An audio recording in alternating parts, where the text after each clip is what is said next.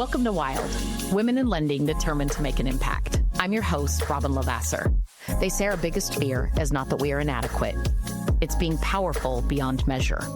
In this podcast, I will share how to break through imaginary ceilings, lean into success, discovering your purpose, and understanding how to create the business and life of your dreams. From failures to triumphs and all the tactics in between, let's jump into the wild arena together. Welcome back to Wild. It is my first guest, and that sounds pretty fun to me. Todd happens to be here, and you guys have all heard my story if you've listened to the first few episodes and the journey for me in mortgage.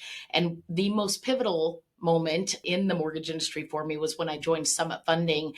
I didn't realize it was going to be that pivotal moment until I really started getting coached by you, Todd. And, I talk really freely about you and I's relationship and our friendship that we've created. But really, initially, it was, I'd never, they say levels of success. You hear a lot in business in general. You outgrow friends, if you will. You outgrow mentors. Maybe you outgrow environments.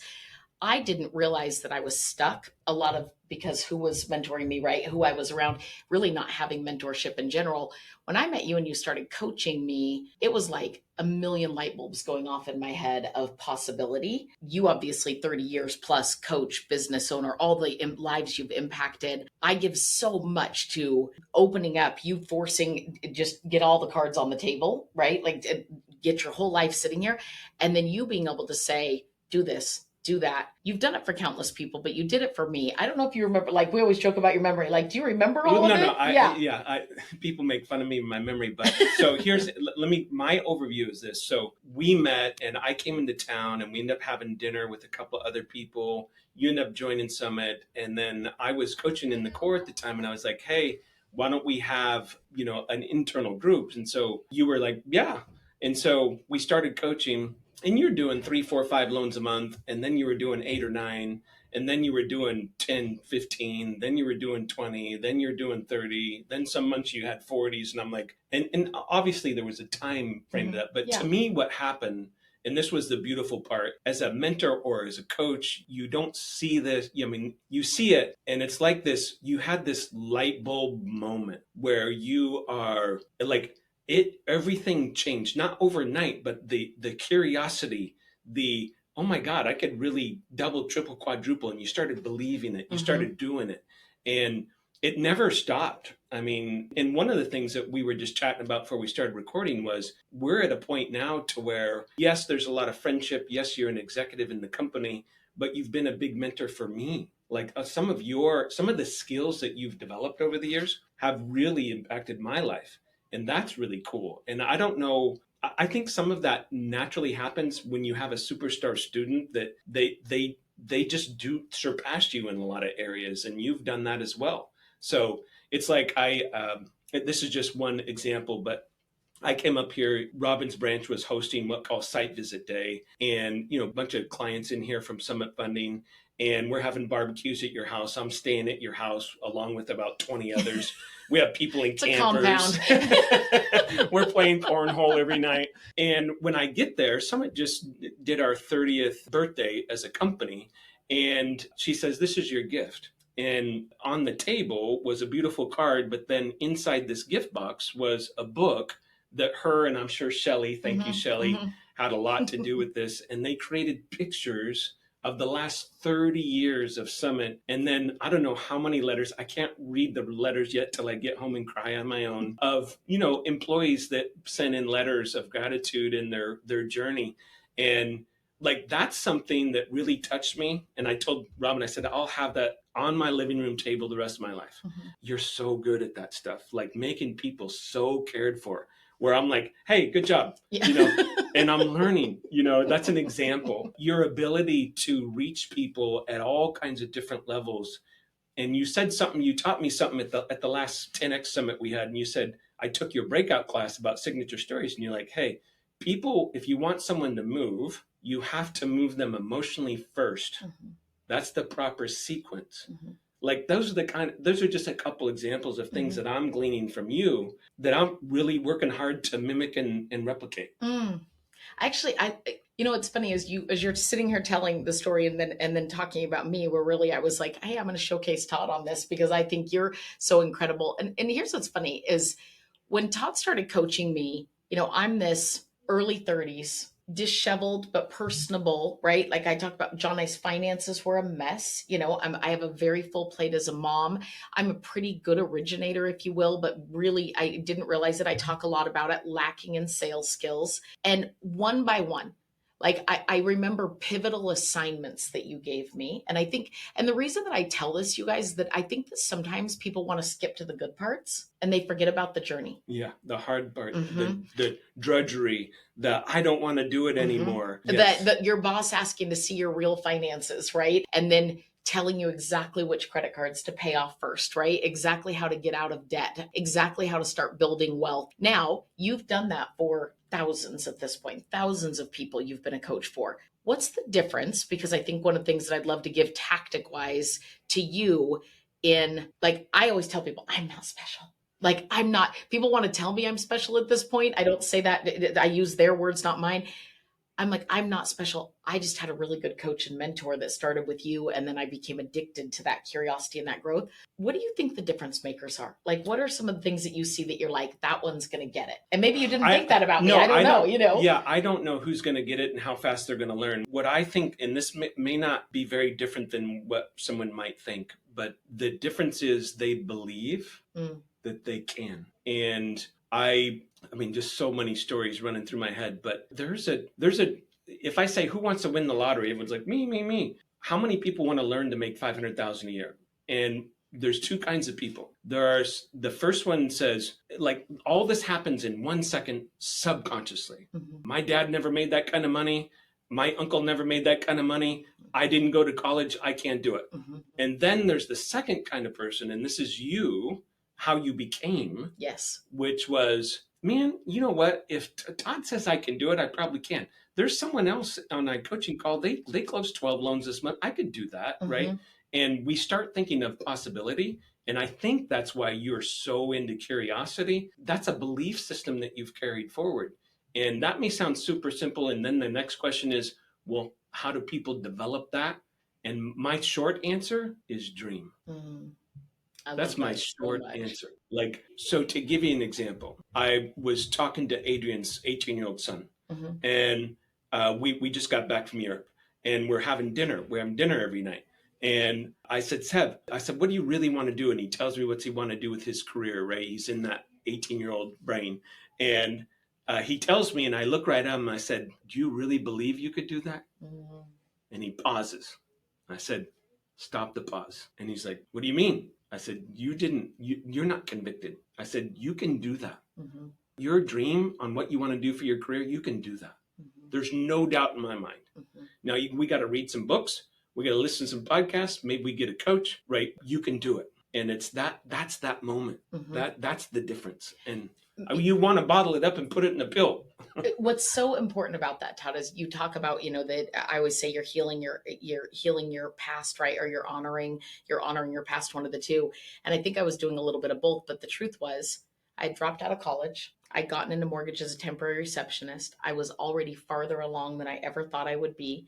And I was making a little over $100,000 a year, which is a lot of money. And I'll never trivialize it and never not be grateful for it. But at $100,000 a year, I had thought, that's as good as it's going to get for an uneducated small town girl who moved up here, who's momming and wifing and doing all of these things. And you are exactly right. I had stopped dreaming and I was just working. And when you stop dreaming and it didn't hit me till now. Like, it almost chokes me up. Like, I could cry thinking about you taught me how to dream again. You showed me a whole nother level of the game that could be played, and then said, you have the keys as well. Like, we all hold the keys to it, right? Like, it's just a choice. You just, like, are you willing to use them, and there's a path in it. And I think that I had to get a lot of things out of the way. I remember you telling me, Robin, the day that you have 3 months reserves in the bank that you have no reason to touch, your life will change.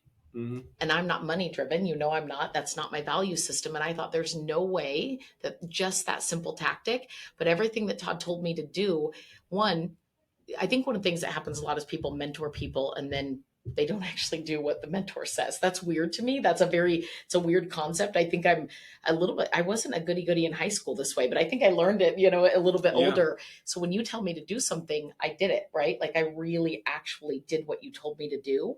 I still to this day, for the most part, right? Like I do Yeah. what you tell me to do, but you took it in steps. You helped me eat the elephant one bite at a time. I find sometimes people have this huge dream and then no plan No or steps. guidance to get there. Yeah, and I think yes. I also think one of the mindsets that helps with all that, and I'd love your spin on this, but like I was so attached. I'm a high D personality, so I'm so attached to the outcome, and I really have done a better job later in life. Sometimes I'll just be like, I'm just going to do this. I know there's going to be failure, and I'm not going to judge myself on my failure as long as I'm falling forward and learning. Mm. And I'm not even doing it for the money. I'm doing it because it's interest. It will help people. It will make a difference. And I'm okay with however it comes out. And that sounds really like poofy and airy, but it's kind of a cross between Americanism, capitalism, and Buddhism. Like it's a different mindset, but for me, it helps me to continue to experiment and try new things and get out of my comfort zone, treating it more like a game than being so concerned about, well, what if I don't get to 10 loans a month, right? Robin and I have this vision that we could get our average loan officer to 10 loans a month, right? And people are like, why do you say that? I'm like, because it's too hard to be 100% commission and not make 40, 50 grand a month. Like it's like I could work at a state job, or I could be a firefighter and I could make 100 grand a year, and I could not work 60 hours a week and not have the pressure. But if we start thinking about it differently, that's when the seas start to part. And that's how I think about it. And I'm not sure if that describes it well, but you and I both we want people to know that they're empowered, that they're living a life that we control, and we can paint that picture however we want to paint it. And I want to give people the freedom to do that. And I know that's a big mission of yours. Like I want people to know that they can do what they want in life. We just got to take some risks, and they've got to be reasonable risks, but we don't go jump off the cliff. And then there's got to be a simple 3-point, 5-point plan on what are those steps. And that's what you're talking about to get there. Yeah. It's some of my, I'll give you guys some of my takeaways. Like I think about the small steps with Todd in general as a mentor. One was I knew I had to get my financial health in order, because that piece of the wheel of life, if you will, is so critical to all other things, right? Getting out of scarcity mindset in all areas. I had to create enough leads to get out of scarcity mindset about my business. Scarcity mindset is, oh my gosh, that one person shot me. I lost one loan today. Oh my gosh, that one contract fell out, right? Like all of those things. So you taught me in each category of my life to get out of scarcity mindset and work my way. It wasn't just a switch here. It was the work being done, right? The infrastructure to all of a sudden be in abundance is a huge one. For you, everything is figure outable. Everything is right. I remember when you said, I don't want to sound callous to the company, you said, but the truth is struggling is a choice. Now that can be very offensive to people, right? They take it and go, that it's not my choice that I have this. You don't know my life. Yes. You don't know how I grew up. Exactly. I was born into this, I didn't have this. And yet you're like, hey, you want to lose weight. There's gyms, there's online groups, there's podcasts, there's chats, there's healthy food, there's all these things. It's a choice. Drinking, right? Like it's everything we do is a choice. And I think your combination, Todd, of have a plan. And this is what I'll leave you guys with, these couple things, and then Todd, wrap in anything you want. One, I hope that you know forever how grateful I am for you. I say that all the time. I know gifts are not your love language. That gift was. But for me, it's, when you're, all of us just want to make an impact, right? What else does our headstone say? The reason it says things like wife and mother is because that's probably where people feel like they made the biggest impact. But you're a thought leader, you're a business leader, you're a coach that like changes people's lives. I look at the things, like I said, tactical, everything's figure outable. Don't catastrophize, get away from words like always and never. Really, a good business is a boring business, right? But it's just a game. It's not life or death, right? Like I think about all these little things. I could probably write a 3-page story about all the little nuances that I take from many mentors, but those are specific to Todd that changed my life. So what I would say to you is that who is mentoring you? Are they qualified? do they dream big enough? And more importantly, do they help you dream big enough, right? Like, do they believe in you? Because I think that's one of the things that you do so well.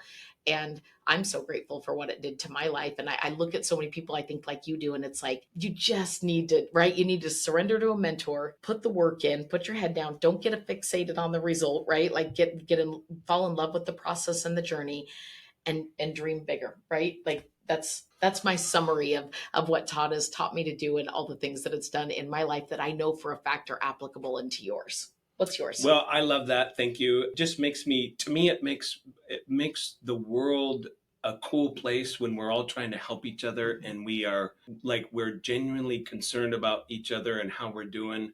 I know for you've been able to go through all this journey and then pay it forward and touch so many lives. I was, not to bring the mood down, but my mom is dying of cancer, and she is now at a stage in hospice they call death. And that means she's got about 2 months. And so I was seeing her a few weeks ago, and I just looked at her and we had this moment, and I said, Mom, you did it. Sorry.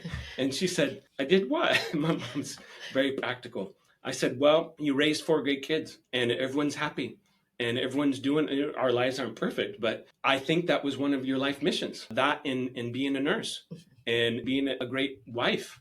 And you did all those things. And my point is, we're not here that long. Correct. And I want it to count. Mm-hmm. And it doesn't have to be change the world. Mm-hmm. It can be just, man, I'm a really good mom.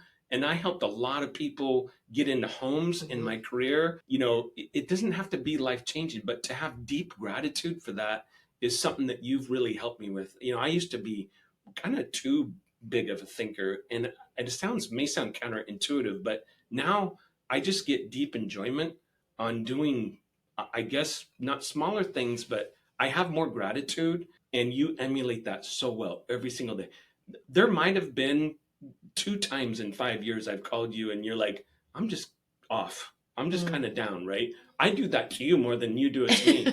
And to have, 2, 3, 4, 5 mentors over the course of your life where you can really give back to each other, to me, that's a blessing. It's such a blessing. And that's what you've done for me. And it's so fun to collaborate with you and work on all these things, even though we argue and fight a lot, yes, right? We do. In a healthy way, but I've never cussed at you. I've never, even really been mad more than 10 minutes with you. Yeah. Because we're just so solutions oriented together. Yes. And I love that relationship. It's a shining light in my life. Same. Well, it's fitting that the first guest that I feel like probably is the only reason Wild exists is my best first big mentor, probably the one that I'll have forever and ever. He's an icon in our family for sure. So if you don't have one, find one. Hey, Todd and I are working on a lot of different things. One of the things is a project that has been a labor of love for Todd to develop. How do we get loan officers more appointments, more leads? We love to see people, again, play bigger, right? Connect. And you are so good at the sales formula. Todd wants our loan officers to average that 10 loans a month because he knows what it'll do to their life, to their business, to their future, to the family of, the pay it forward version, the community, to the industry in general, right? You think you raise the bar in the entire industry when you can have a company where loan officers are averaging 10. Yeah, obviously a whole nother subject, but I'm very excited about that. I think what we're doing is industry changing, and I've now proved it for 2 years, and I'm super excited about that. So more to come, maybe another podcast. Yes. But that is, I'm so excited. I can't tell you. I feel like we've taken our collective, 30 plus years of working on all this stuff in sales and bottled up into something that can really help. That producer, is doing 3, 4, 5 loans a month and really over the course of time wants to get to 10 or 15. And so it wakes me up every day. I'm so excited, but we just had a meeting on it. So I'm like shaking. You're like about even the more meeting. excited. I love it.